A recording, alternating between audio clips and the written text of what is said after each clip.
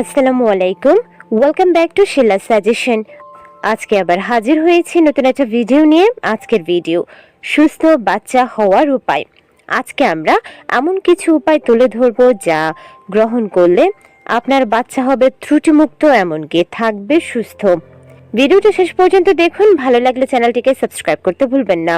একটি গবেষণায় দেখা গেছে প্রতি ৩৩ জন শিশুর মধ্যে একজন জন্মগত ত্রুটি বা বিভিন্ন ধরনের সমস্যা নিয়ে জন্মগ্রহণ করেন।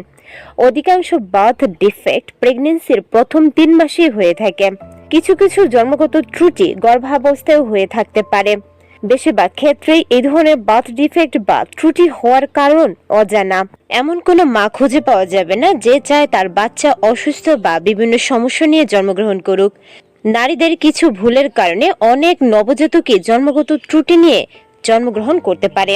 আজকে আমরা 7টি উপায় তুলে ধরব যা প্রতিরোধ করলে অনেকটাই সম্ভব বাচ্চার জন্মগত ত্রুটি রোধ করার জন্য। প্রথম উপায়টি হচ্ছে ফলিক অ্যাসিড ও মাল্টিভিটামিন খাওয়া। অনেকেই গর্ভাবস্থায় একেবারেই ভিটামিনস বা ফলিক অ্যাসিড খেতে চায় না। প্রতিদিন 400 মাইক্রোগ্রাম ফলিক অ্যাসিড সহ একটি মাল্টিভিটামিন সেবন করা খুবই জরুরি। ফলিক অ্যাসিড হচ্ছে একটি গুরুত্বপূর্ণ বি ভিটামিন যা জন্মগত ত্রুটি হ্রাস করতে পারে। শুধুমাত্র গর্ভাবস্থাতেই নয়, যারা গর্ভধারণের চেষ্টা করছেন মিনিমাম 3 মাস আগের থেকে নিয়মিত ফলিক অ্যাসিড খাওয়া খুবই জরুরি। সুস্থ বাচ্চা পাওয়ার অন্যতম একটি উপায় হচ্ছে পুষ্টিকর খাবার গ্রহণ করা। আপনি যদি গর্ভাবস্থায় পুষ্টিকর খাবার খাওয়া নিশ্চিত করতে পারেন তাহলে সুস্থ বাচ্চা পাওয়ার সম্ভাবনা অনেক গুণ বেড়ে যায়। ভিটামিন সমৃদ্ধ খাবার বেশি করে খেতে হবে। Vitamin C, folic acid, iron, calcium সমৃদ্ধ খাবার। এই সকল ভিটামিন খাবার থেকে সরাসরি না পাওয়া গেলে সাপ্লিমেন্টস মানে ট্যাবলেটও গ্রহণ করতে পারেন। গর্ভকালীন সময়ে প্রচুর পরিমাণের ফল, বিশেষ করে মৌসুমী ফল, তাজা শাকসবজি রাখা খুবই জরুরি। তার সাথে সাথে চর্বিহীন প্রোটিনও। মূল কথা হচ্ছে প্রাকৃতিকভাবে পুষ্টিকর খাবার বেশি করে খেতে হবে এবং অত্যাধিক ক্যালোরি এড়িয়ে চলতে হবে। তাহলেই বার্থ ডিফেক্ট বা জন্ম ত্রুটি এড়ানো সম্ভব। তৃতীয় উপায়টি হচ্ছে মদ পান ও ধূমপান এড়িয়ে চলা। তামাক, ড্রাগ, অ্যালকোহল বর্জন করতে হবে। এগুলো প্রিটার্ম বার্থ মানে সময়ের আগে বাচ্চা প্রসবের অন্যতম কারণ। তাছাড়া নিম্ন ওজনের বাচ্চা, মৃত বাচ্চা প্রসব করা গর্ভপাতেরও কারণ হতে পারে।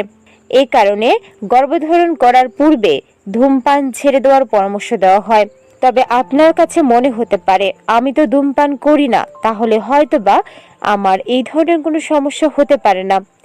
তবে খেয়াল রাখতে হবে শুধু আপনি নন, আপনার আশেপাশে যারা আছে, বিশেষ করে আপনার সঙ্গীও যদি ধূমপান করে থাকে সেক্ষেত্রে তার থেকে দূরে থাকার চেষ্টা করবেন অথবা তাকে বলবেন নিরাপদ দূরত্ব বজায় রেখে যেন ধূমপান করে থাকে। কিছু মহিলা আছে আবার পান পাতা খেতে পছন্দ করে। শুধু পান নয়, পানের সাথে চুন, খয়ার কিংবা অন্যান্য তামাক জাতীয় পাতাও গ্রহণ করে। এগুলো গর্ভের সন্তানের জন্য মারাত্মক ক্ষতিকর। সুস্থ সন্তান পাওয়ার চতুর্থ উপায়টি হচ্ছে বেশি বয়সে গর্ভধারণ না করা। বয়স গর্ভধারণের জন্য অনেক বড় একটা ম্যাটার। 35 বছরের উপরে নারীদের শিশুর বার্থ ডিফেক্ট হওয়ার ঝুঁকি অনেক গুণ বেশি থাকে, যা সাধারণত জেনেটিক মিউটেশনের সঙ্গে সম্পর্কযুক্ত। এগুলোর অন্যতম কারণ হচ্ছে ডাউন সিনড্রোম। তাছাড়া 35 বছরের ঊর্ধ্বে গর্ভধারণ করতে গেলে বিভিন্ন ধরনের পরীক্ষার প্রয়োজন রয়েছে। পরীক্ষা নিরীক্ষা করে যদি দেখা যায় সমস্যাগুলো নেই বা কম আছে, সেক্ষেত্রে গর্ভধারণ করা ঝুঁকিপূর্ণ নয়। সুস্থ ও নর্মাল ডেলিভারির জন্য অবশ্যই গর্ভবতীর ওজন খুব বড় একটা ফ্যাক্টর। স্বাস্থ্যসম্মত ওজন বজায় রাখাটা জরুরি। গবেষণায় দেখা গেছে প্রেগন্যান্সির সময় এটি আরও বেশি গুরুত্বপূর্ণ হয়ে যায়। যেসব নারী প্রেগন্যান্সির পূর্বে ও গর্ভাবস্থায় স্থূল বা কিছুটা মোটা, তাদের বার্থ ডিফেক্ট বা শিশুদের সময়ের আগে প্রসব হওয়ার সম্ভাবনা বেশি। বিশেষ করে ব্রেইন ও স্পাইনাল কর্ড সংক্রান্ত বার্থ ডিফেক্ট হওয়ার সম্ভাবনা বেশি থাকে। স্বাস্থ্যসম্মত ওজনের নারীদের প্রতি 100 শিশুর মধ্যে মাত্র 3 জনের বার্থ ডিফেক্ট হওয়ার ঝুঁকি রয়েছে। আর স্থূল বা যারা বেশি ওজনের অধিকারিণী তাদের 100 জন বাচ্চার মধ্যে 4 থেকে 5 জন বার্থ ডিফেক্ট নিয়ে জন্মগ্রহণ করতে পারে। গর্ভধারণের পূর্বে ও গর্ভাবস্থায় দৈনিক 400 মাইক্রোগ্রাম ফলিক অ্যাসিড গ্রহণ করতে হবে এই ধরনের সমস্যা দূর করতে চাইলে। সুস্থ সন্তান পাওয়ার জন্য ষষ্ঠ যে কাজটি করতে হবে তা হচ্ছে অপ্রয়োজনীয় ঔষধ গ্রহণ এড়িয়ে চলতে হবে। হাইপোথাইরয়েডিজম জনিত সমস্যা থাকলে অনেক সময় অনিয়ন্ত্রিত ওষুধ গ্রহণ করতে হয়। তাছাড়া ওষুধ গর্ভাবস্থায় সেবনের জন্য ডাক্তার যদি না বলে থাকে তাহলে কোনো মতেই সেবন করা উচিত নয়। এই সকল ওষুধ গর্ভের ফুলকে অতিক্রম করে জন্মত্রুটি সৃষ্টি করে। অধিকাংশ ওষুধ গর্ভাবস্থায় সেবন করা নিরাপদ কিনা তা না জেনে একেবারেই সেবন করা যাবে না। কিছু ঔষধ তো সরাসরি গর্ভের বাচ্চার ত্রুটি বা সমস্যা সৃষ্টি করার সাথে জড়িত। এই ধরনের ওষুধ একেবারেই সেবন করা যাবে না। ব্যবহারের জন্য ন্যাচারাল হার্ব মানে প্রাকৃতিক ওষুধগুলো বেশি ভালো। সুস্থ সন্তান পাওয়ার 7 নম্বর উপায়টি হচ্ছে পারিবারিক ও বংশগত সমস্যা। অনেক বার্থ ডিফেক্ট বা জন্মগত ত্রুটির অন্যতম কারণ হচ্ছে বংশগত কারণে।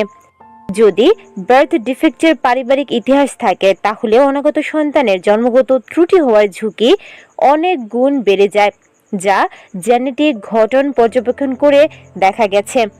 মানে আপনার পরিবারের যদি কারো এরকম হয়ে থাকে আগে থেকে।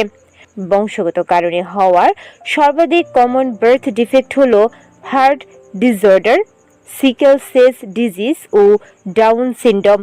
আপনার অনাগত সন্তানের জেনেটিক রিস্ক অথবা বার্থ ডিফেক্টের ঝুঁকি নিরূপণের জন্য জেনেটিক কাউন্সিলরের শরণাপন্ন হওয়া উচিত। পারিবারিক এই ধরনের সমস্যা থাকলে আগে থেকেই চিকিৎসকের পরামর্শ নিতে হবে এবং নিয়মিত ফলিক অ্যাসিড সেবন করতে হবে। আশা করছি ভিডিওটা দেখে ক্লিয়ারলি বুঝতে পেরেছেন। আপনি যদি একটি সুস্থ স্বাভাবিক বাচ্চা পৃথিবীতে আনতে চান, এমনকি কোনো ধরনের সমস্যাবিহীন, তাহলে অবশ্যই আমাদের উল্লেখিত 7টি বিষয়ে নজর দেওয়া জরুরি। তবে আমরা অবশ্যই বলবো আপনারা আল্লাহ তাআলার কাছে সুস্থ সন্তানের জন্য যেন দোয়া করেন, কারণ একমাত্র মহান আল্লাহর উপরই নির্ভর করবে কার বাচ্চা কেমন হবে। ভিডিওটা যদি ভালো লেগে থাকে অবশ্যই চ্যানেলটিকে সাবস্ক্রাইব করে পাশে থাকার চেষ্টা করবেন। আজকের মতো বিদায় নিচ্ছি। আল্লাহ হাফেজ।